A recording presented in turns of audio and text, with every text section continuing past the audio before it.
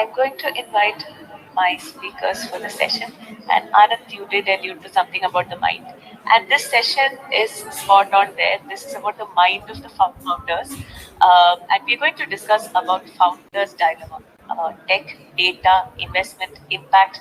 How do founders make those decisions? What do they have to navigate? Those are the things we're going to be speaking about. I'm going to invite both Kamshi and Abhishek. So I've introduced everyone. This is a fireside chat. There's no fire, but you can imagine. Abhishek Dubey is Abhishek is Forbes 30 under 30. He is the founder and CEO of Muskan Dreams Foundation. And as you can see, this session is about two young dynamic founders. Kangshi heads up Netri. She's the founder of Netri Foundation. I'll give it to both of them and ask them to introduce a bit about their organization, the mission, so that we can situate this discussion in the context of how they operate their organizations. Right? Abhishek, we'll start with you. Tell us a bit about Muskan Dreams and what led to it starting and where you are at now. Thank you, Anita. I think good evening, everyone. As you are aware that I head a non-profit, Muskan Dreams basically, and we work towards bringing technology and innovation to the government school classrooms. So our idea and basically the DNA of the organization is, we started with the vision that how we can take and how we can bring technology to the every government school classrooms. And in 2017, we did get a pilot with one government school, and currently we are working closely with 1,000 government schools in about 6 states in India. And driving with our mission, which is 1 million by 2025. So the idea is that how we can reach and impact a million children by 2025. Right. So I think that's what we do currently across these states in India, and we are a team of 70 people as an organization working headquartered in Delhi. So I think that's kind of brief. We are actually on a mission to solve the digital divide, the digital gap for a million children by 2025. I think that's the kind of core mission we are actually driving currently. Yeah. Thanks, Abhishek. And over to Kangshi. Hi, good evening, everyone, and thank you, Anita, for having me here. I am Kangshi Agrawal. I run Netri. Netri prides itself to be an incubator for women in political ecosystem, where we not only see politics as contesting, but also how do you become the part of the ecosystem, right? To become a campaigner. So there is a big definition of what you can do as a professional. The space, and I would imagine the entire democracies across the world and in India, the campaigning part of it is not happening without tech. So tech is indispensable to us in understanding and giving it a leverage that especially women who have not been in the system, so can they master themselves and the tools of the today and get to the point where they are not meeting they are not meeting in the race. Netri continues to believe that and work on the intersection of skill set, mindset, and opportunity creation, where we use technology is largely in the field of opportunity creation because it is the most centralized and hierarchical space. So we are on the mission to decentralize it and really democratize how do you get into politics, and technology and information is one way to do that. So thank you so much for having me. Thanks so much, Kanchi. So I'll start this off with you. You did allude to it when you started, but when did tech truly enter the consideration as you were building Netri ground up? At what point did you think that yes, this requires a tech thought process, tech would make it easy? Was it something that co-evolved as you thought of the mission? Did it come later? How did it actually happen? Yes, and I will thank you so much for that question. And I will divide it into two parts of it, like technology as we know it in terms of, in fact, Zoom is a technology, and I will begin with that. Access to internet, and the third part is data, which so Netri was it was entrusted in 2019. But when we really first began our work after our pilot, which was on ground in 4 districts in India, we worked with 120 women who are already a part of the economic movement in India. And I think the theory of change behind that was if you've already gone through the economic mobilization, you might be now ready to take the political challenge. When we worked with them, we still realized that people were learning about technology. However, 2020 happened. So Netri's journey is largely a pandemic journey, right? Our first program was delivered using technology. It was delivered in Bihar using Zoom. We had Zilla Parishad people, we had sarpanches, and just general party workers and the students who wanted to be in the space. They all came together. It was a cohort of about 28 people, and we delivered our training. The second time we did this program was in January of 2021, and we did it in Tamil Nadu. And I would really like to mention that we did that program in Tamil. I don't speak Tamil. None of my team members spoke Tamil. We used the Zoom Translate feature where the classes were live translated for sarpanches and the community workers of Tamil Nadu, right? And there were some students from Tamil Nadu who would take the class in English. The speakers will speak in English, and we had a partner who delivered live translation classes, the training programs in Tamil. So basically, technology set on right away. We couldn't have done what we did. We couldn't have reached 19 states. We are a small organization with 700 talents so far. We couldn't have been there if it was not for technology. Because on ground, when you try out models, it takes a different kind of resources. Netri only delivered its first ever event, like a physical event, earlier this year, and before that, we had already had 6 people who had contested, like 6 women had contested from our cohorts, which essentially means that we were able to mobilize, organize training programs by using technology. By the time we had come to JP Morgan Chase, we already had a program in mind that we wanted to escalate, which is to create a platform for getting jobs. Second part was access to internet. I feel strongly, extremely strongly, that access to internet is directly proportional to how fast you can propagate your message, especially during elections. You have to do campaigning using WhatsApp groups. We also make it sort of a criteria to enter our program that you should have access to internet, whether the program is happening physically or online, because internet. Yeah, sure. We are perhaps leaving out a lot of people who do not have access to internet, but it is critical for us. Third is data. Uh, over this period of time, all the work that is done in elections now, especially with respect to women also, there's a constant requirement of gathering data, organizing that data. And as a small organization, you don't have all the human resources in the world. So you want a tech tool to organize your data in the backend so that you can manage your programs better. So this was a quick input on that. Over to you, Anita.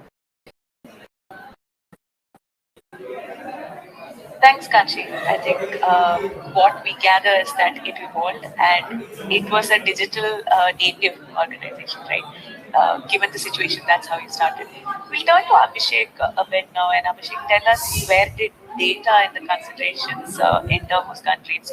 We know that you are savvy about using data in the right way to make your programs better. Tell us, and also tell us a bit about partners that were in that ecosystem that could help you take that journey ahead. Thank you, Anita. I think the journey is long started. I think we always keep tech and data in the centers of the organization started. So it's a program was initiated because why? Because data actually help you rethink and create a lot of questions on the work that you do on a day-to-day basis, right?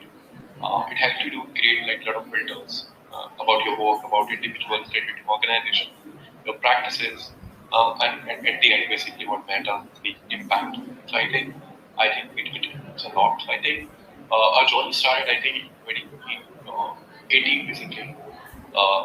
When we completed our pilot study, the biggest question for us is how we gonna, since we work with the government, who teach us the right, for us the challenge was that we are going sort of delivering trainings to the teachers as far as the technology is concerned. But how are we going to measure that, how effective teachers are actually integrating the technology in their day-to-day classrooms, right? Are they using technology for teaching purpose?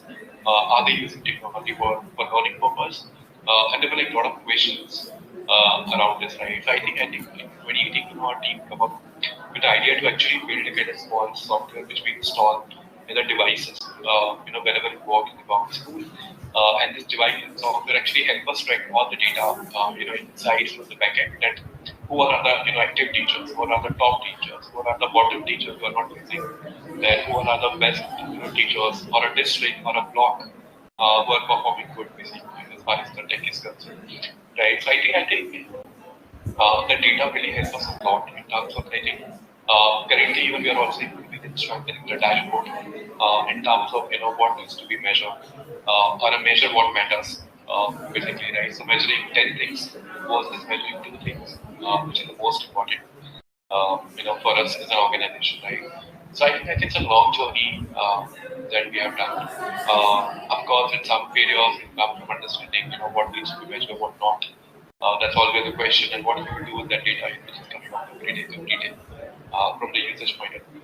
So I think overall it was an amazing journey as far as the tech and data is concerned. We are like currently we are also strengthening the tech capacity of the organization in terms of building a good team, also strengthening the entire goal in terms of including integrating AI, to actually evaluate data and visualize it effectively at for different levels. How it can actually help the government at state level, at district level, at block level to actually help them taking sort of data driven decision making. So I think it's a lot. We are also learning. Great. Thank you for outlining that so well. And Abhishek and Kakshi, the question that I have for both of you as founders, how do you sell the big ideas that you have, whether it comes to tech, whether it comes to data, to let's say your fundraising partners, your board?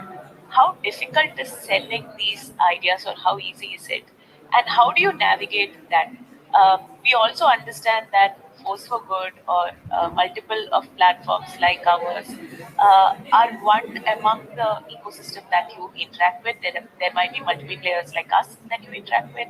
How do you take all of us along, and how do you do what your heart says? And I'll start with Kanshi, and then maybe Abhishek, you can chime in. Yeah. So yeah, we've worked with you also. You have known some of our partners, and just outlining this for anyone, right? Like when we work with tech partners who are helping us build solutions for a not-for-profit, we get reality checks on what tech can do, right? And we sometimes do come with problem statements, and we're like, this can be achieved, that can be achieved, and then we get reality check. This is the timeline. This is what we need to achieve. We go back to sometimes our board or our fundraising partners or our funders, and they either don't believe in the idea that what you were saying is right, or they say that your tech partners are not delivering as much as the world is moving towards tech, and it can be done overnight. Why is it not happening? So there is either a lot of dismissal for the idea itself. They could be, and I'll tell you, I'll outline the caveats there. Essentially, because we seek advice from, in my case, largely me, largely older male. The gender perspective in tech is also quite missing, and I always like think about that, like how do we solve from the access point of view, accessibility point of view, all of that, and we always feel that there is an ignorance. Second, especially on impact, people continue to believe that not-for-profits can impact better when they're unplugged. The phygital concept, the physical plus digital, is still settling in. It is still trickling in as to what can tech do, and they think that tech is only social media, tech is only Zoom calls. How will and then they start thinking what tech costs for you as an organization, and you will get succumbed into it. You will think more about fancy tech solutions and start raising money for that. instead of really focusing on penetrating impact down to people in physical sense. This kind of I would say that as young entrepreneurs, this is my experience, that you have to manage, you have to do a lot of research, you have to give them what you are tending to achieve. You have to be very clear on the outcome of that thing. Is it to organize a space? Is it to bring people together in one place? Is it data management? Is it an outward or an inward facing tech? Is it both? And how can, if tech has to be used, how can it be used for scale? I think tech usage is mostly approved on the scale level. So if you're going to start doing tech bits like Neatly has done, initially you do get a little bit pushback, because they're like, no, tech can only be used for scale.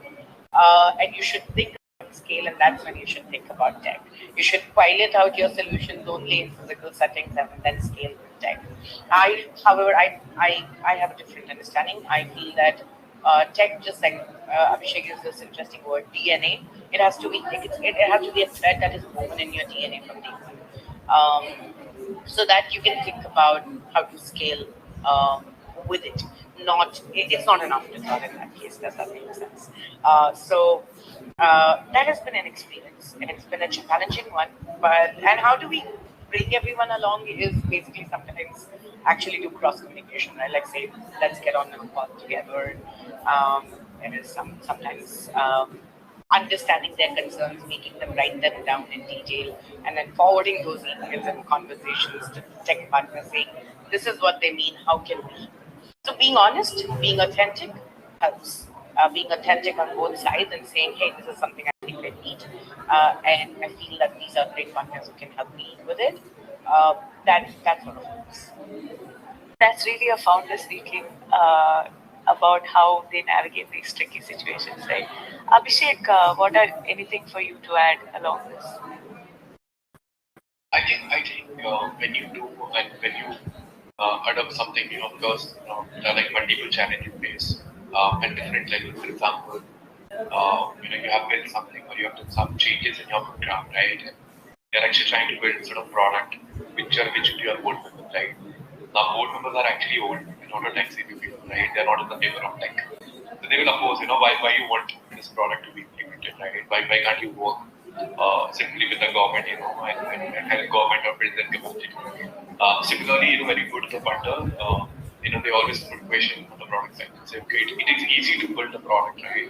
But I think it is hard to actually get adopted by the government. I think that's where the challenge is. So I think as an organization, we all need to decide, where we are moving towards. Like, do we want to become kind of product-based organization, or do we want to become kind of using tech as an enablement rather versus using as a core product, right? So I think that core programs can be different, and of course tech can be integrated to make the process effective, to make the program effective, to ensure smooth execution. I think.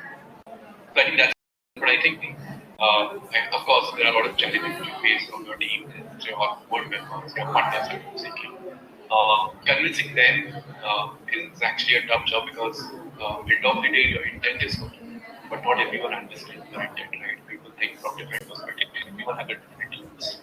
But I think in our case, since the tech was clear in everyone's mind, so I think it's easy for us compared to when I speak to my friends and other the founder of the non-profit. I think everyone have different perspective and everyone have a different sort of experience while dealing with their co-stakeholder as far as the tech is concerned.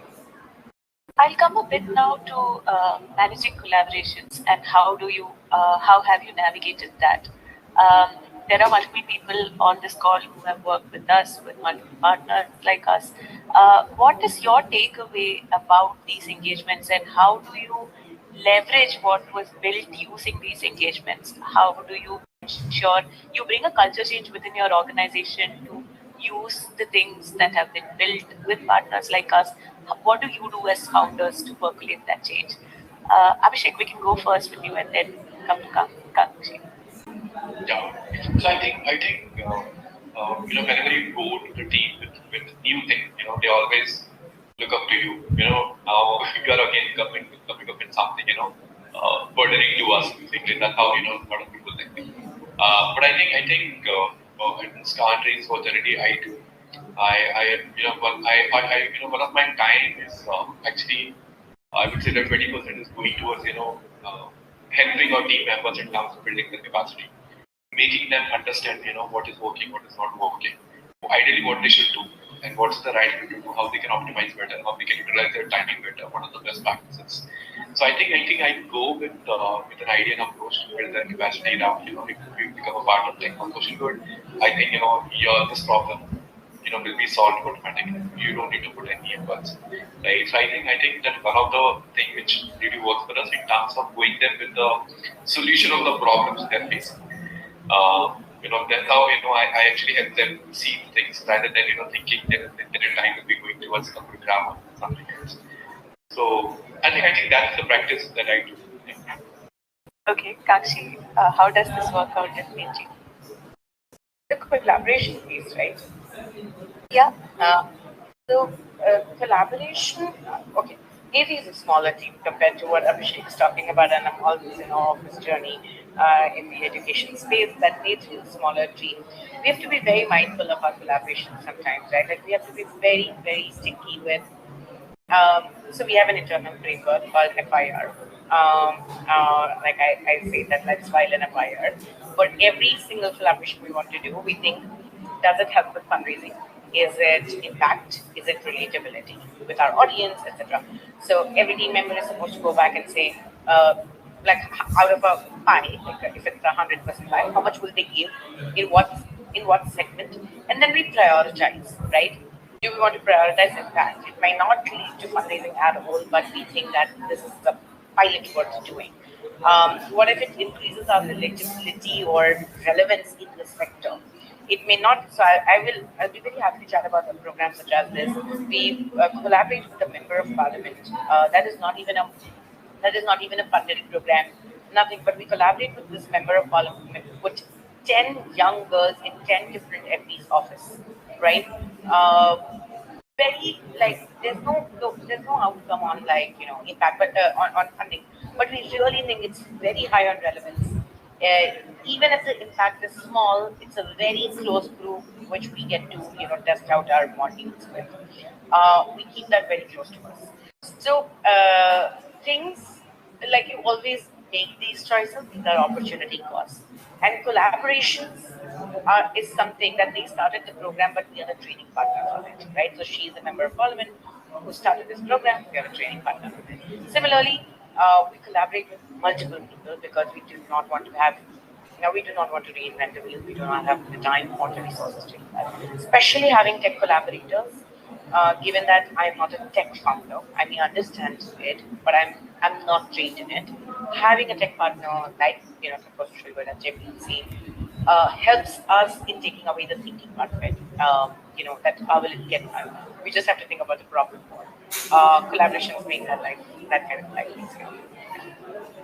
Thanks so much, both of you. I know we are at time, but summarizing everything that you said right now leads us to believe that when we were thinking of this discussion, right, this was essentially around the mind of the founder. We wanted to pick the founder's brains a little bit and see what goes on inside that beautiful head of yours, to see how it actually comes together. How do you take everyone along the way? How do you change perceptions? How do you change behaviors?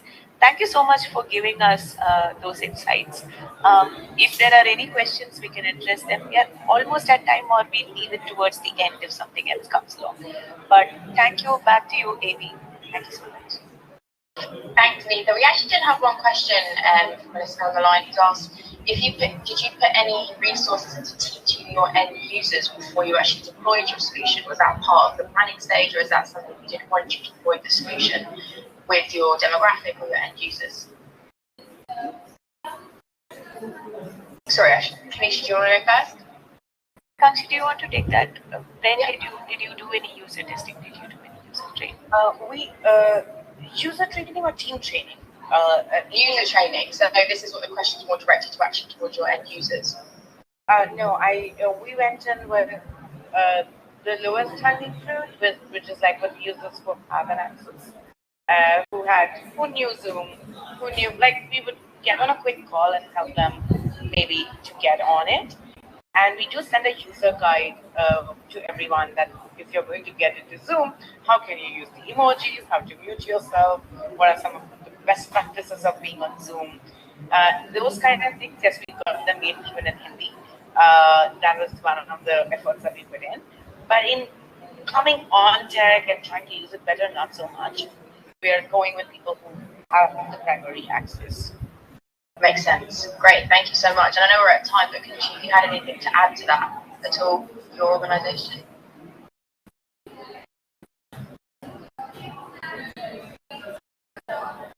Is that for Abhishek?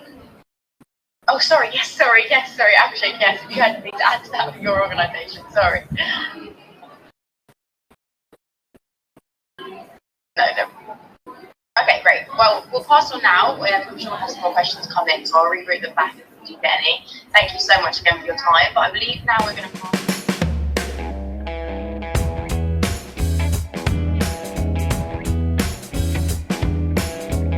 For this next segment, we are going to focus on a use case.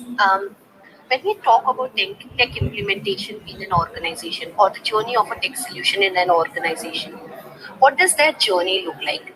Is it something that happens as a one instance thing in a siloed manner, or is it something which happens in phases? What all does it take to implement a tech solution in an organization? That this is what we are going to focus on during the next 15-20 minutes. uh, we have Vidya and we have Dipti from Mantra for Change. It is a Bangalore based organization, and I let them introduce the organization to all of you. They are going to talk about the journey of tech solution at Mantra for Change at their profit. And we also have Beena on this discussion with us today. Beena is a JP Morgan technologist who worked with both Dipti as well as Vidya last year as part of Force for Good journey. So she, along with a team of 8 volunteers, worked for a period of 7 to 8 months to deliver a tech solution for them. All right. So let's get started. Vidya, I will start with you. Um, what is the challenge that Mantra for Change is trying to solve, and what is the biggest hurdle to do so? Yeah. So Mantra for Change is currently working with 5 states nationwide with a vision of providing an enriching learning experience for children.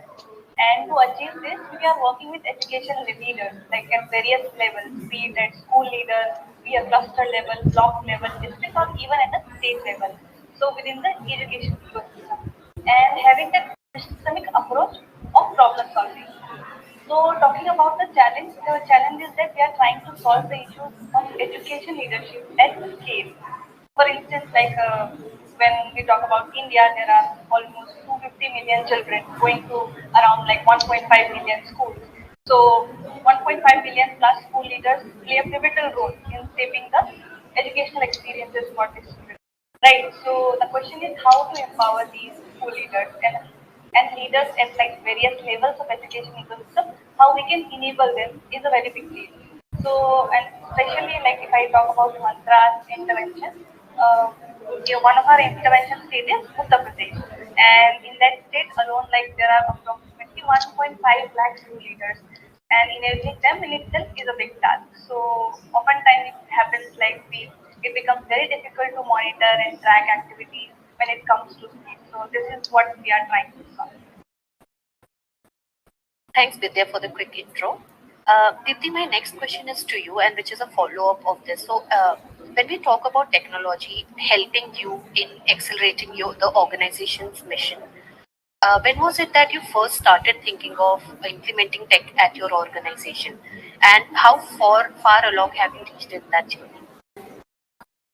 Um, Thank you for the question, Shweta. I'm going to borrow something that was being discussed earlier. Shangshi was talking, and I think Abhishek was also talking about the DNA of thinking, right, and how tech should be part of it. So I would say that tech has been a part of our DNA of thinking for a very long time now.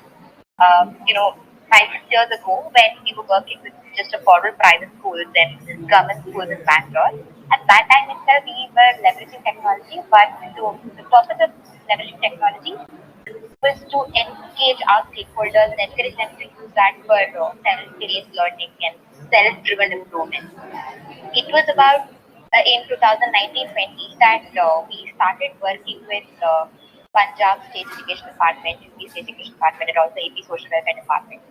And there, the way in which we looked at technology kind of changed. There, all of a sudden, we were looking at scale, and all of a sudden, we realized that designing solutions of scale is impossible without technology. So, technology was part of our thinking, and we were also closely working with partner organizations to just see what can be built into our work to make solutions more accessible to the stakeholders. But scale is what changed our thinking. And also interesting to see that in the education sector particularly, this idea is there that digital infrastructure like Diksha is kind of being used across the education sector as we speak. To give you an example, recently the Ministry of School Education hosted this campaign called Vidya Amrit Mahotsav, where the teachers were supposed to drive innovative learning experiences for children. So for this practice, we saw that in Bihar, which is one of our intervention states, we saw about 66% of the schools participating in the campaign. And this is a volunteer campaign, right? And the state wanting to do something like this and actually doing something like this is huge. And to imagine that this is like a national level campaign, we have made this happen, so it did happen in multiple states also. So this made possible because of technology. And what happens is when technology is used for the end users, the people at the school level, like teachers, school leaders, it helps them understand what kind of improvements are expected of them, how do they learn that they are able to drive change on the ground, and also being able to track their own changes, watch themselves progress, share their improvement journey with others. And for a unit that's slightly bigger, like district or a state, it's about being able to host a series of solutions on a platform and make it available for a wide range of stakeholders. And then being able to see data being emitted from the ground as people are carrying out these improvements. So without something like this, without technology being there, it is close to impossible to have any kind of consistency experience that a school leader in Patna would have when you compare that to a school leader in some remote village in Bihar. So I think in terms of moving along the journey, this is the kind of role that we see technology play. I think there are three really important points that you highlighted. The one is that having tech as in the DNA of the organization right from the beginning, and also ensuring that how you are using tech to ensure all the programs that you are delivering, irrespective of the location, there is consistency in that delivery. Of whatever a person in a particular state is receiving, that's consistent with what a person in another state is receiving, and it's also helping you to scale. So these are some of the really important points that you have raised, and which really makes a lot of sense from when we talk about the journey of an organization and how it blends, how the tech journey blends in that journey altogether. Veena, moving on to you. Last year, you worked very closely with Dipti and Vidya to create a data visualization platform for the organization. How did you go about it? What was your journey? Because we, as they mentioned, they have been having tech interventions right from the beginning in their organization. And we, as JP Morgan, we as the Force Forward program, have played a small role in that. How did you merge with everything that they were doing, and what was your journey? Yeah, I'd say we started with a structured approach of discovery first, and going to sitting with team and understanding their requirements on what is their current state, current process. They do have a visualization, they do have a way of generating a reporting. And then, so what are the top pain points? As Deepti mentioned, they do not have a scalable storage, or they do not have a reusable process. A person have to really work on getting those reports on a weekly basis, and good significant amount of time is spent on that. So initially, what we did was we have segregated their requirement into must-have requirements and to-have requirements, and along with that, we also discussed with them all other non-functional requirements. So they have currently a tech team. They do have something in the roadmap to have a very dedicated tech team. Currently, as I said, the program team is doing the job of a little bit of generating these reports and all. And do they have a current infrastructure? Would they be and the approach as part of this, what we did was as a team we have gone back and listed out all the features and given a weightage on a must win, must have, good to have, and also considered the certain constraints when we are deriving at the approaches. So all our eight-member team have segregated and then came assessed multiple platform solutions for this, and considering what is the minimal tech training that they could have, scalable cloud storage, and whether it is within constraints, what is the quick onboarding since this is a time-bound program. Even after the program ends, will they be able to carry forward the solution that we have given and able to really use that in their journey? So with this, we have come up with something called the solution selection matrix, which really gives the total cost of ownership of all of the solution, and we have finalized on the two solutions. And in fact, we sat with their, they have brought their partners tech team to finalize and assess that whether this solution is really works or not. So difference is like between these two solutions, we have mentioned about the cost, which is $300 versus $25. So we chose OneDrive as a storage, which is a SaaS based offering, and Power BI as a visualization dashboard. And we also provided an extendable platform because Power BI as such supports, even though currently it is a SaaS-based offering, if you, once you have a tech team, it can support a wide variety of 40 different data sources. So with this option, we went ahead, and it was really a collaborative partnership with them because our team and their team closely worked together to onboard their entire current dashboards on the new system and created a reusable templates with which if you just uh, put your source data or your into the platform, it would generate the dashboards very quickly in the matter of hours rather than days. And this entire journey happened because every weekly the team would get into the calls, and Mantra team themselves during the handover itself they took on ownership of creating the documentation so that they can take the journey forward. So we our focus was on improving the efficiency of the current process by reducing the time with data collections and data insights generation. And with this approach, they were able to we were able to deliver, and they were able to apply this to their ongoing program during the FFG program duration itself. So that was very nice to see how the approach turned into action and being used. Thanks, Beena, for summarizing your journey. I know it was an 8 month long journey, and a lot of iterations go in before we can actually hand over the solution to the partners. I think one of the important points that you highlighted was about the total cost of ownership. For organizations, it's not about what a technologist can deliver with respect to the skill sets that they have, but or what is it that the organization can maintain, especially in an organization where tech team is not in place and where there is not a lot of tech budget that has been kept aside. So thanks for highlighting that, Meena. Um, Vidya, my next question is to you. The journey that Veena spoke about, it's on focusing on the solution that the data visualization solution that we have delivered. Um, who were the people who were involved in this journey, in this 8 month long journey, from your side, from your organization side? How did you go about deciding that this is something that you want to do, and who were the people that you involved to ensure that the final platform that we are building for you is relevant to you? Yeah. So I'll talk about the journey phases. So in the first phase, I think Veena also talked about some of the things. So like in the when the conversation started between Mantra for Change and the Veena team. So within our team, we engage in our internal discussions.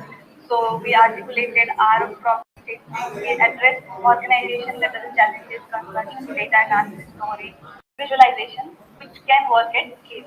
So that was the first phase where we discussed internally across our organization. After the discussion, we in the second phase, team members from both Mantra and FFG team collaborated like Tina said, and we established a clear understanding of expectations and requirements. Then we had a series of capacity building sessions. So mostly I was there in those sessions. So during those sessions, they not only just built our capacity, but I think they enabled us on how to use those solutions. So that was the second phase. And then during the third phase, so once the FFG team built our capacity, we took it to our programs, in our different state programs. So we mainly did three things. So first is that we took a session of other team members like across our program. So we built their capacity through series of sessions. That is the first thing we did. Second thing, we also provided one-on-one mentoring to the program so that they can build on the solution which was provided by the team, and that can also be contextualized based on the need of their program. So this is the second thing we did. And third thing what we did was like in assets, they provided some kind of documentation regarding the solution. So we built on their solution and kind of created a knowledge asset for our organization. So whoever wants to learn about the solution, learn about the data analysis, so they can refer to those knowledge assets and take it forward. So yeah, these are the three things which we did in our journey. Thanks, Vidya. Deepti, it has been a couple of months since the solution was handed over to you. So, what has been the impact of this solution? Um, have you already started using it, and have you seen any impact that this particular solution has made for you in the organization? So we had approached FFG team with this problem statement of raw data processing and insight generation. And what we did in the process was, the one solution came to our side, we were able to then take it to a program like Vidya said. So we did take a step back and look at how it helped us. And we realized that we were actually reducing the time that we spent on data analysis, and the manual effort that went into data analysis was getting significantly reduced. Like we realized that some 80% of the time that we spent on data analysis was like going down. 60% manual effort was going down. So to see that change was great for us. This basically that we had a lot more time in our hands to work on program design and program implementation. Another interesting thing for us is able to take these data further in our programs, right? We were able to make it available for the stakeholders to do something about it. So in one of the programs in Bihar where a reading campaign was done across the schools in the state, the state was actually able to analyze the data and make these reports available at the district and the block level. So the blocks had enough information in their hand to follow up with the school and understand what's actually happening in the school's name of reading campaign. This created a whole movement within the system. And we saw that a lot of these celebrations were happening because they knew that, okay, these schools were doing well, these blocks were doing well. And we saw that this even being picked up by local newspapers, and they were saying that, okay, in this state, these are the 3 blocks that are doing the best when it comes to reading campaigns. So to see states looking at data for decision making was very, very interesting for us. Celebrate achievements, not just about monitoring and saying that somebody is not doing well. It's also about being able to capture things that are happening well on the ground. So that was very, very important for us to see, and that has also pushed our thinking. That this made us look at our own process, and it made us feel that, okay, the M&E process that we have right now, we need to make it more robust, more stronger, so that we can do more with data. We need to look at how to analyze data, how to store data, how to make reporting easier, how to make visualization easier, so that across the states that we work with and with all of the stakeholders we have, we see change with this. I think it's really how your end users as well as key stakeholders of your program have been able to use the data they are using the platform that has been delivered and are able to make key decisions along the way. It's a really impactful story and impactful numbers that you spoke about. Um, if we have to conclude this, if we talk about the journey of a tech solution at an organization, something that came across during the conversation was technology is not something that happens in an isolated manner, and it's not a one-time process. It's something that keeps evolving, and it's something where all different stakeholders within the organizations are engaged.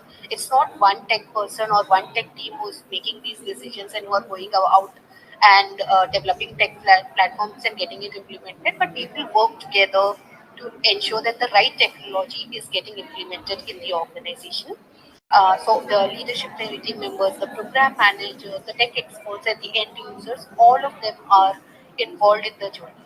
And this is the 10th year of Force Forward. So we have seen multiple solutions over the year across the world. And one of the things that we have seen of the solutions that are successful is if a solution is being developed with futuristic mindset. That is, you're not looking at what is your only at what your current requirement is, but also you're tying it up with what you want to do in next 5 years. And that's when we have seen solutions to be really effective, and those solutions are the ones that gets implemented in the organization, and all the end users are able to adopt it in a successful manner. So thanks Vidya, thanks Siddhi, and thanks Veena for coming and spending time with us.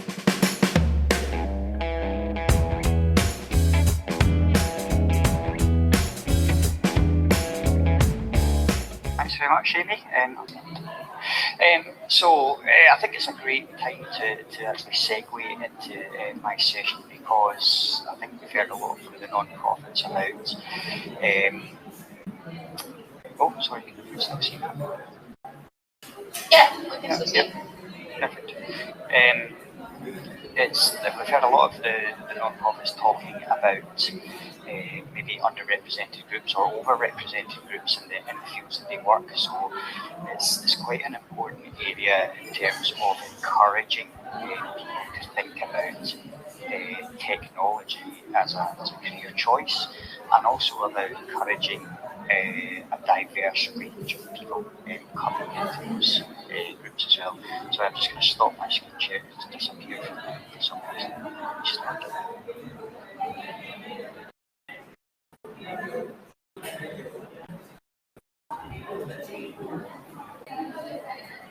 so hopefully you can see. I can't see my screen. So a little bit about myself. My name is Robbie Robinson. I have worked for JP Morgan for 20 years. I notice I need to update my picture because I've got a little more hair in that one than I do have currently. I started off at JP Morgan as a technologist, and I worked on a derivatives trading platform for about 10 years. But then I moved into project-based roles, and the roles that I moved into were around working with universities and schools, and trying to encourage them, the students in particular, to think about technology as something that they might want to pursue academically. And at that stage, I was really interested in opportunities that exist for people to pursue particular careers.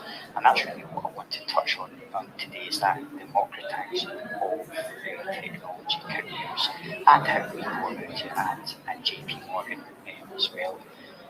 I actually started off my career not as a technologist, believe it or not. I was a forest manager, and I had the opportunity to go back to university and study computer science at master's level, and then a PhD in artificial intelligence. But I realised that I was lucky I had those opportunities, and not everybody, those opportunities aren't available to them. That's where I think an organisation like JP Morgan can really add value to make sure that there are opportunities available to all. So how do we do do this at JP Morgan. As Danashi mentioned earlier on today, we have an organisation of over 50,000 employees. We have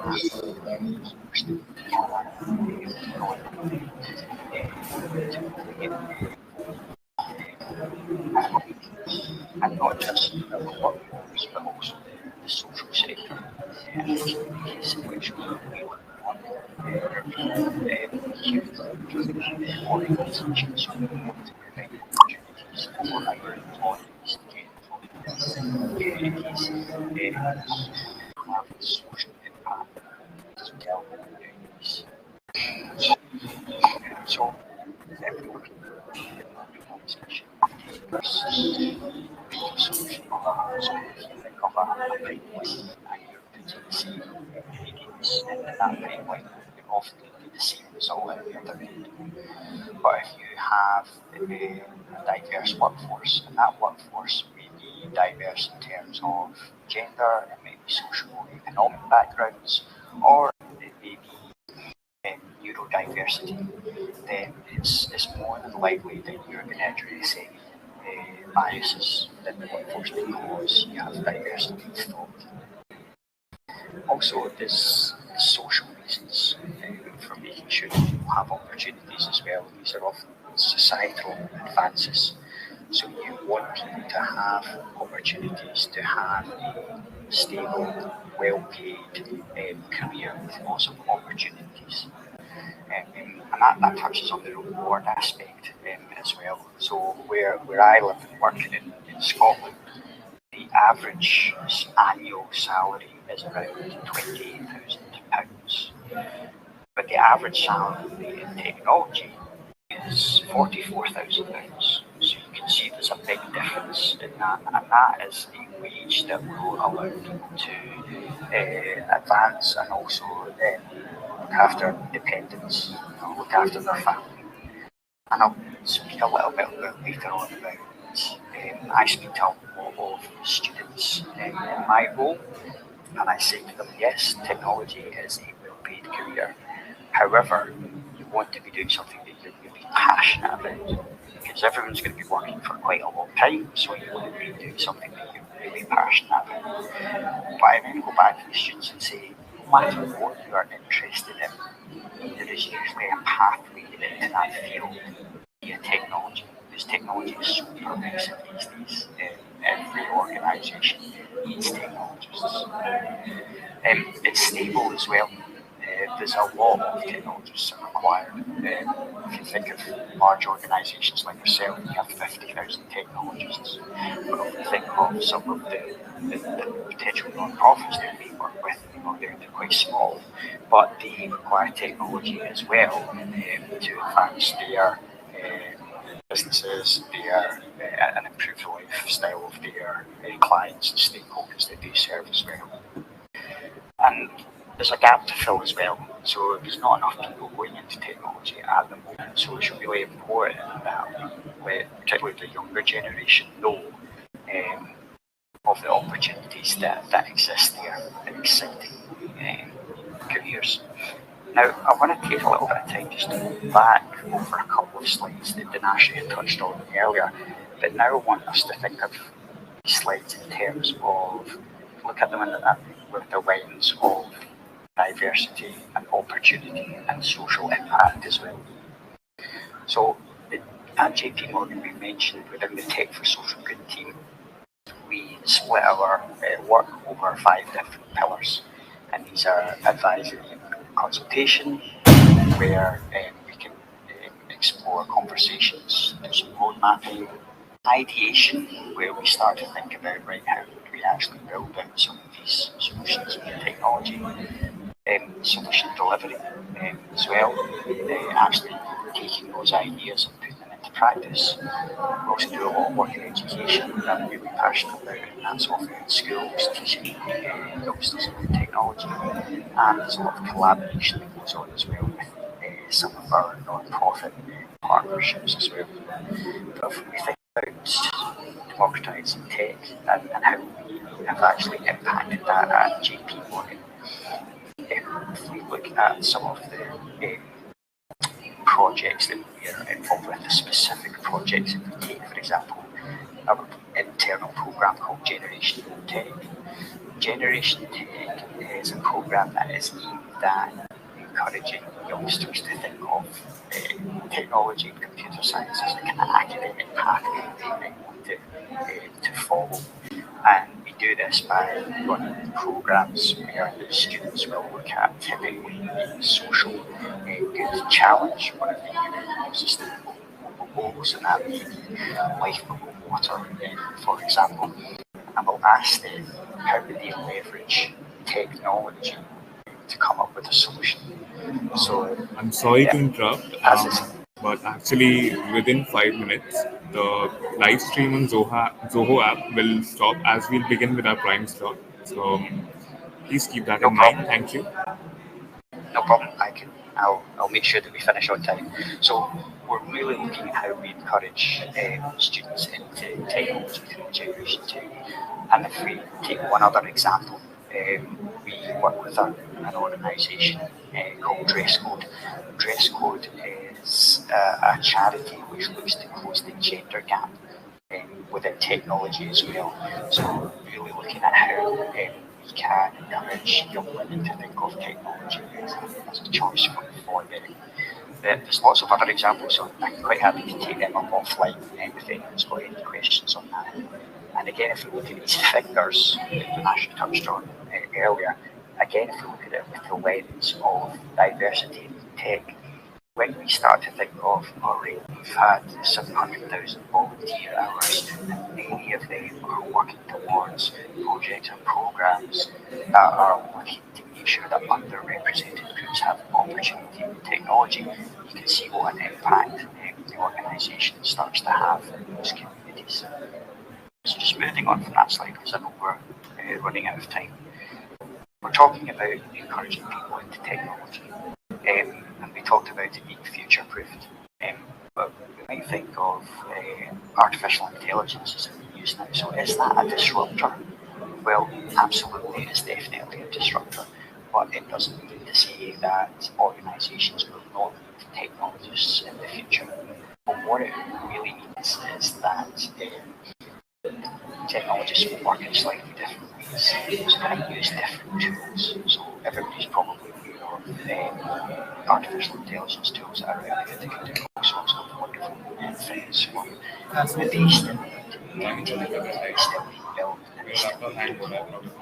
So it's similar to, let's say, 20 years ago. Probably didn't have any probably didn't have any specialising in places of cybersecurity. But now those tools are technology as are as well. So with the onset of new technology, it doesn't mean to say that technologists will not be required. What it means is that people leveraging different tools to do their roles. And I talked a little bit earlier on as well about how technology is so pervasive. It's in every single area of work. One little example I use is when I was younger, scrapes and accidents, I was always getting X-rays.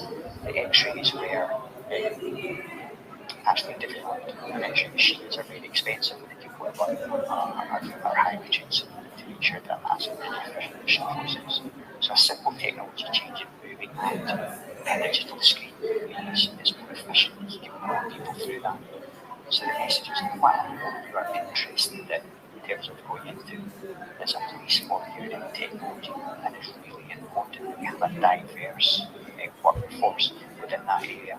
And that's why many of our programs with the Tech for Social Good team are aimed at encouraging those underrepresented groups to think about technology as they move through school.